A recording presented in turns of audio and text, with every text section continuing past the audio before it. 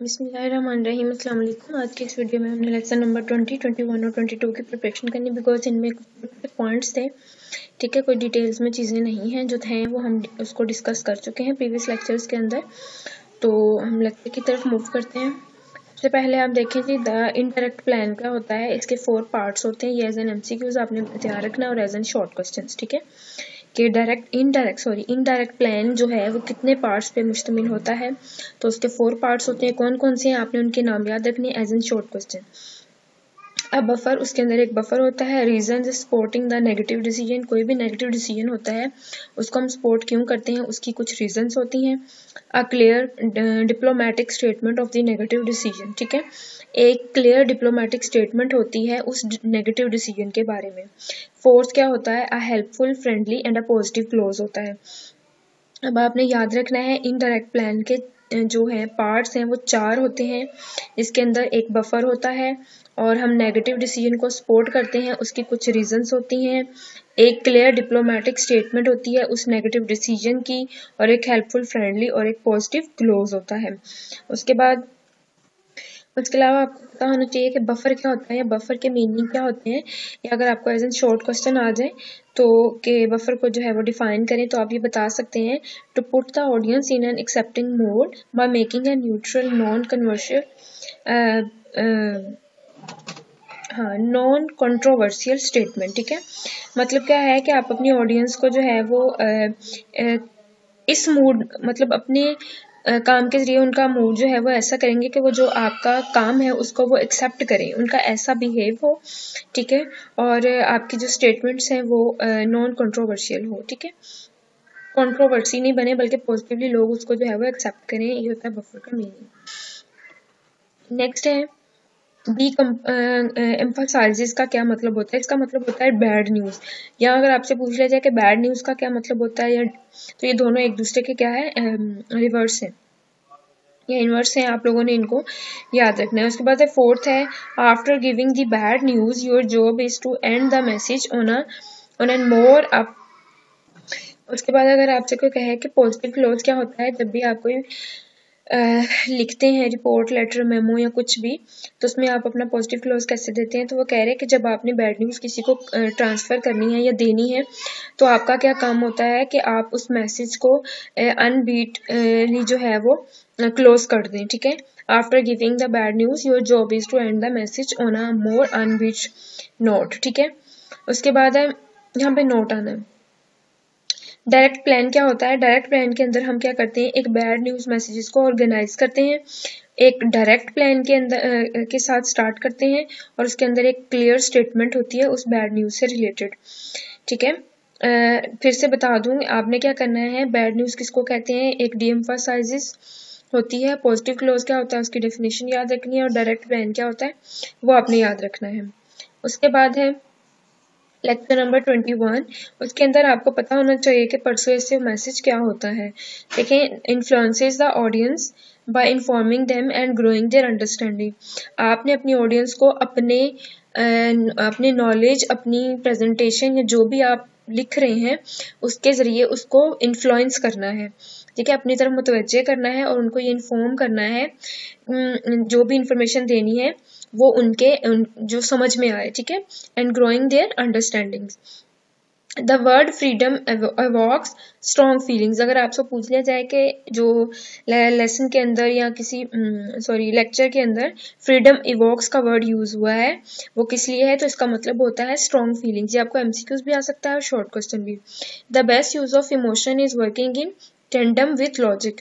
जो सबसे best use है इमोशंस का जब भी आप वर्किंग करते हैं तो उसमें सबसे वो होता है टेंडम विद लॉजिक। सेमेंटिक्स का मतलब होता है मिलते जुलते अल्फाज। The words you choose to state your message. जब भी आप अपने मैसेज को स्टेट करते हैं उसके लिए आप कुछ अल्फाज का इस्तेमाल करते हैं जिनको हम सेमेंटिक्स कहते हैं, यहाँ पे मिलते जुलते अल्फाज। AIDA has plan phases 4।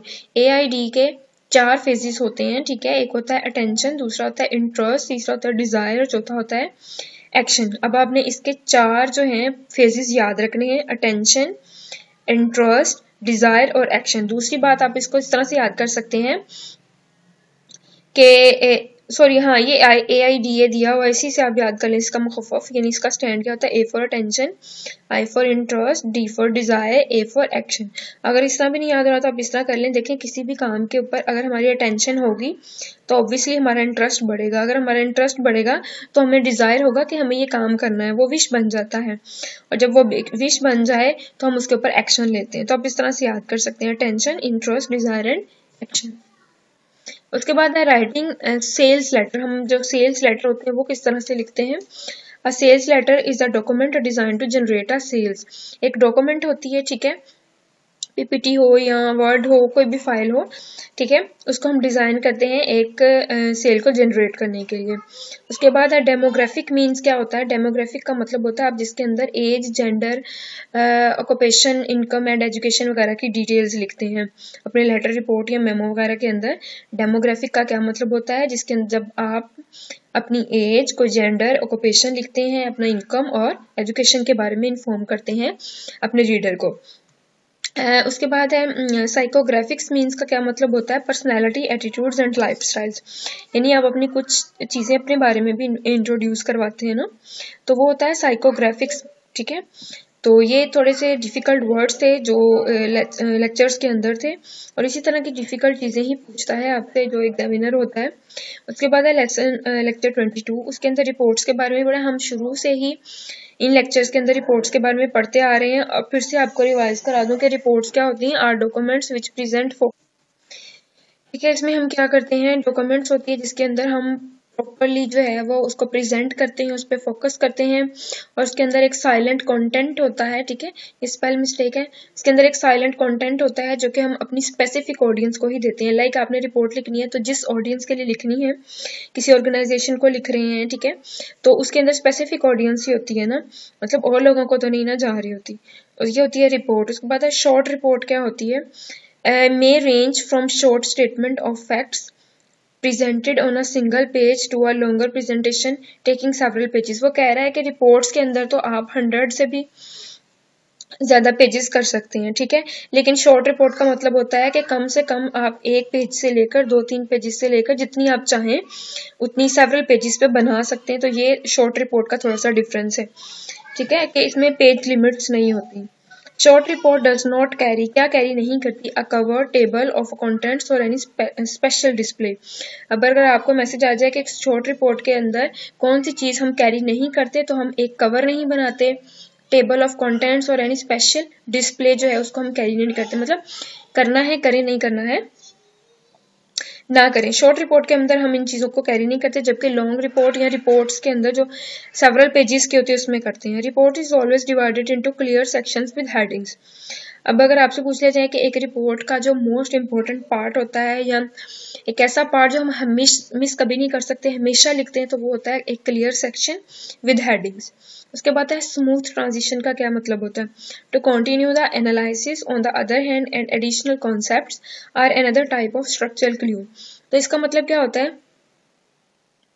कि जस्ट आप इससे आप समझ सकते हैं टू कंटिन्यू द एनालिसिस, ठीक है, कि हमारा जो एनालिसिस होता है उस पर मेन फोकस होना चाहिए हमारा, ठीक है, ये स्मूथ ट्रांजिशन होती है। या फिर आप कह लें कि जो आपके एडिशनल कॉन्सेप्ट्स होते हैं उनके ऊपर आपका स्ट्रक्चरल क्लू होना चाहिए।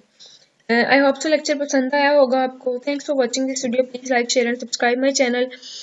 इंग्लिश के जो है फाइनल टर्म के भी बड़े अच्छे लेक्चर्स पढ़े हैं, आप उसको भी देख सकते हैं। प्रॉपर मैंने उनके ऊपर प्रेजेंटेशंस बनाई हुई हैं। ये तो मैंने शॉर्ट नोट्स बनाए थे, लेकिन उनमें मैंने बड़ा डिटेल के साथ हर चीज़ को एक्सप्लेन किया हुआ है लेक्चर्स के साथ साथ, ठीक है।